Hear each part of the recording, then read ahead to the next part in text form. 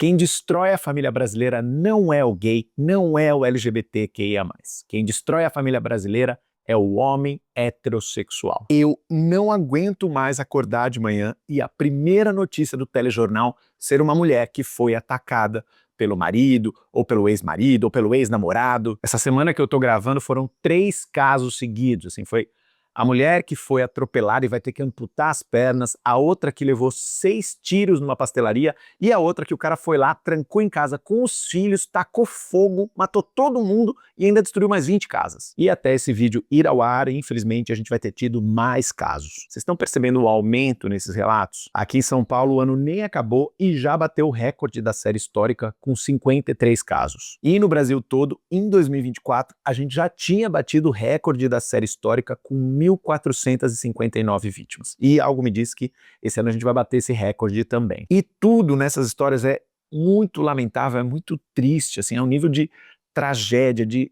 dor, de crueldade que a gente não consegue nem compreender. Mas eu só queria registrar aqui o óbvio, né? Às vezes o óbvio precisa ser dito, que em todas elas o culpado, o assassino, sempre é um homem heterossexual. Eu fico puto porque a gente está em 2025, quase 2026, e a gente ainda tem que lidar com político, com pastor, com figuras públicas, dizendo que os LGBTQIA+, vão destruir a família. Essa semana mesmo a gente teve um casal aqui em São Paulo que sofreu homofobia do segurança do Mercadão porque estavam abraçados e não podia porque ali era um lugar família. Sendo que quem de fato é uma ameaça para a família, quem destrói famílias, é o homem heterossexual. A mulher que teve as 2 pernas amputadas tem 2 filhos para criar. Como é que ela vai fazer isso? A outra que levou 6 tiros, como é que tá a família dela? Os pais dela, os irmãos? A família tá destruída. E o cara lá de Recife que tacou fogo, não só matou a família dele, literalmente destruiu a família dele, como destruiu a casa de outras 20 famílias. Como é que essas famílias vão ficar sem ter onde morar? E tudo por quê? Porque nenhum desses homens maravilhosos aceitou que a mulher terminasse o relacionamento. Ou que essa mulher simplesmente vivesse a vida dela sem precisar da autorização desse homem. Aliás, sem precisar desse homem, sem precisar de nada dele. Você já viu algum gay, você já viu alguma notícia de algum gay, alguma lésbica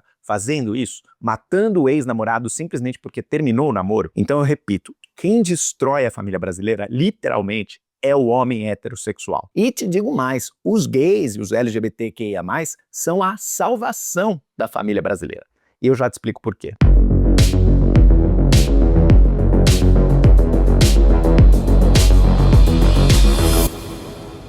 A Casa 1 e a Casa Neon Cunha precisam da sua ajuda, então eu continuo na campanha Não Doe para o Gay Nerd, doe para essas ONGs maravilhosas que fazem um trabalho incrível e precisam dessa grana muito mais do que eu. O Pix está aparecendo aí na tela e todo o valor ajuda demais. Ajude a Casa 1 e a Casa Neon Cunha a ter um bom Natal e a ter um 2026 viável financeiramente. Para ajudar o canal, para ajudar o Gay Nerd, eu agradeço muito. Você pode colaborar sem nenhum tostão. É só você dar um like no vídeo, se inscrever no canal e ativar o sininho, checa aí se você ativou para receber todas as notificações e compartilhar esse vídeo com seus amigos. E quem quiser também pode se tornar apoiador do canal, vem se tornar apoiador e receber benefícios incríveis como o nosso grupo fechado no Telegram. Para saber mais, é só clicar no botãozinho Seja Membro embaixo do vídeo. Agora voltando aí para o tema do vídeo, você já notou que esses políticos que vivem falando que os LGBTQIA+, vão destruir a família, nenhum deles comentou o que esses caras fizeram? Nenhum deles fez qualquer nota de pesar, nota de repúdio, um comentário nas redes sociais, nada. Porque para eles o que destrói a família não é o cara cometer violência de gênero. O que destrói a família é o filho se assumir trans, é a filha se assumir lésbica. E na verdade o que não te conta é que eles nem podem se manifestar contra esses crimes porque a ideia de família tradicional que eles pregam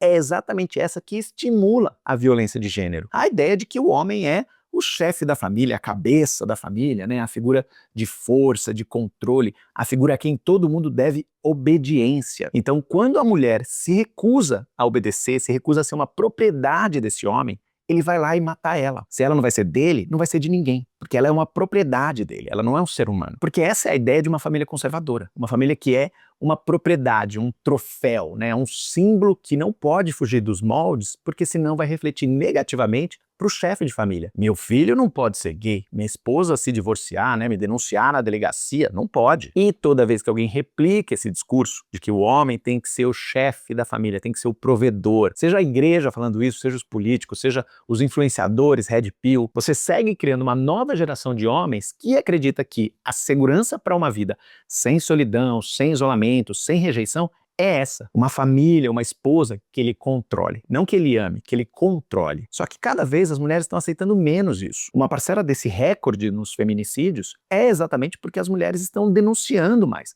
e porque a sociedade como um todo está começando a olhar para esses casos com um olhar mais crítico. Não é uma briga de homem e mulher, né, que ninguém mete a colher, não é só uma violência doméstica, não é um crime passional, é um feminicídio, é uma tentativa de matar uma mulher por não cumprir um papel de gênero que o homem esperava que ela cumprisse. E aí, claro, as mulheres se conscientizando disso, tem vários homens que estão ficando para trás, que estão sendo abandonados, rejeitados, divorciados.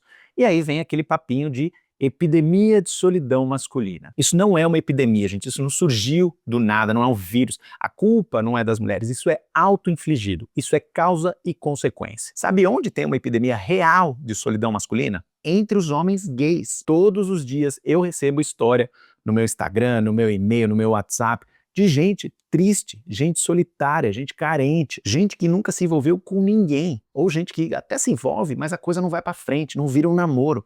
E quando vira namoro, o namoro termina. Nunca, nenhum desses homens nunca demonstrou qualquer indício de querer reagir violentamente a essa rejeição, a essa solidão. Ele nunca colocou essa culpa violentamente no ex-parceiro, ou nos homens gays em geral, a ponto de querer precisar punir violentamente um gay específico, ou todos os gays. Você não vê isso, você não vê notícia de um gay que terminou o namoro e o ex foi lá e meteu bala nele, atropelou ele. O que eu percebo é justamente o contrário. O homem gay martirizando a si mesmo pela situação da sua vida amorosa. É ele se culpando por não ser bonito o suficiente, ou sarado o suficiente, ou sociável o suficiente, né, extrovertido, ou bom de cama. Tem alguma coisa de errado nele, né? Ele não sabe dizer o que é, mas tem alguma coisa de errado nele. Sendo que, muitas vezes, não tem nada de errado com ele, né? Ele só está experimentando as idas e vindas naturais de toda a vida amorosa. Inclusive, tem vezes que o cara me conta tudo que o ex fez, né, tudo de absurdo que o ex fez, e ainda assim ele culpa a si mesmo, né, ele não culpa o ex. A grande diferença é que a gente cresce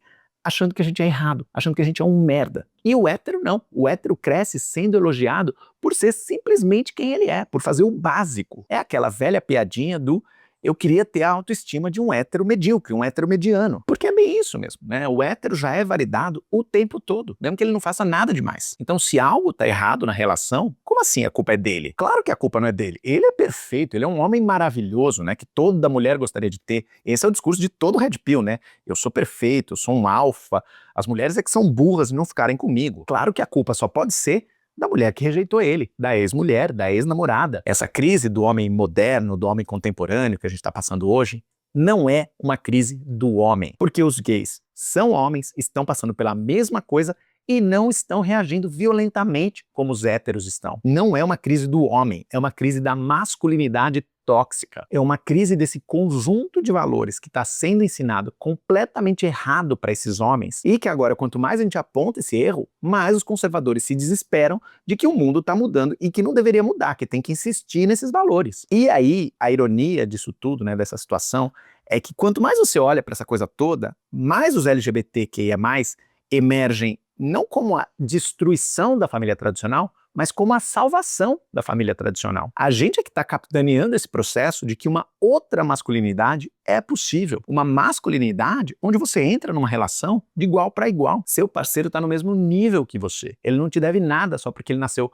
com esse gênero, com aquele gênero. Uma masculinidade onde a gente pode fazer isso aqui, onde a gente pode falar sobre sentimentos, pode falar sobre solidão, sobre dor, sobre frustração, sem guardar esses sentimentos até virar uma explosão de violência. Uma masculinidade onde a gente entende esses sentimentos, a gente analisa esses sentimentos para poder fazer uma autocrítica, para também entender onde a gente está errando. E para ter a tranquilidade de que errar, se arrepender, pedir perdão, não te torna menos digno, menos valoroso. Eu não vou nem usar a expressão ser menos homem, porque, de novo, né, ser digno, ser valoroso, não tem a ver com ser homem. Mulheres podem ser dignas, podem ser valorosas. E por falar em mulher, assim, é muito curioso porque a gente já teve 3 viagens do Gay Nerd na Estrada e em todas elas a gente teve mulheres heterossexuais e todas elas me falaram a mesma coisa. Um dos motivos pelos quais elas queriam ir na viagem é porque elas se sentiam seguras, porque elas não iam ter homem hétero dando em cima delas. Todo mundo trazia elas para conversa, para o papo, para a mesa de bar, para as brincadeiras, porque a gente estava genuinamente interessado na companhia delas, no que elas tinham a dizer. E não porque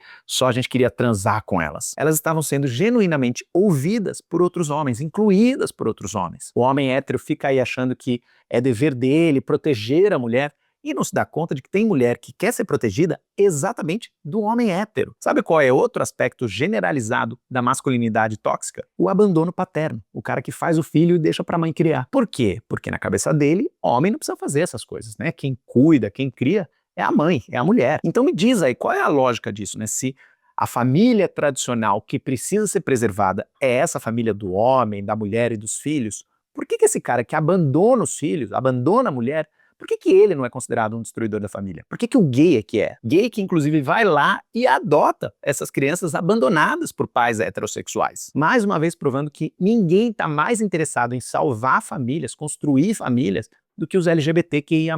Portanto, querido, esse vídeo aqui tem dois objetivos. Primeiro é a gente se preocupar com as nossas irmãs de luta, as mulheres, tanto as cis quanto as trans, porque elas seguem correndo risco num país que é extremamente violento, extremamente machista, extremamente patriarcal e extremamente misógino. Dê seu apoio, dê sua atenção, acredite numa mulher quando ela denuncia algum incômodo, algum perigo, alguma suspeita. Seja ativo no seu trabalho, na sua escola, na sua comunidade, para tentar criar um ambiente mais seguro para elas. E o segundo objetivo é você revigorar o seu orgulho, reforçar essa barreira que a gente precisa ter quando surge algum idiota com essa ideia de que o gay é uma ameaça para a família brasileira. Você não é uma ameaça, você é o futuro da família brasileira. E é exatamente por isso que eles se sentem ameaçados. Esses red pill, conservador, evangélico, extrema-direita, é tudo dinossauro vendo o meteoro chegar. Eles vão ficar para trás, eles já estão ficando para trás. E se for o caso, não só vão ficar para trás, como vão ficar atrás das grades. E agora, como sempre, no finalzinho do vídeo, eu sempre faço uma recapitulação dos próximos encontros do Gay Nerd. A gente vai ter encontro em São Paulo no dia 11 de janeiro, e depois em Campinas no dia 17 de janeiro, e depois em Goiânia, 21 de fevereiro, e em Brasília, 22 de fevereiro. O link para todos esses ingressos está no descritivo do vídeo e no primeiro comentário fixado. E a gente já lançou um dos pacotes do Gay Nerd na Estrada para 2026, que é para Portugal em outubro. Vai ser uma viagem incrível, a gente está muito animado, 7 dias em Lisboa e no Porto, com muitos passeios turísticos, passeios históricos, comidinhas, o encontro do Gay Nerd em Lisboa. E aí a gente já lançou o pacote agora para você conseguir ir se programando, se planejando para vir com a gente. Em breve eu vou fazer um vídeo contando todos os detalhes dessa viagem, toda a programação, mas para quem quiser saber mais e já fazer a sua pré-reserva, não precisa de dinheiro, é só uma pré-reserva, é você dizer que você está interessado nesse pacote. O link também está no descritivo do vídeo e no primeiro comentário fixado. A gente se vê em breve, cada vez mais gay, cada vez mais nerd.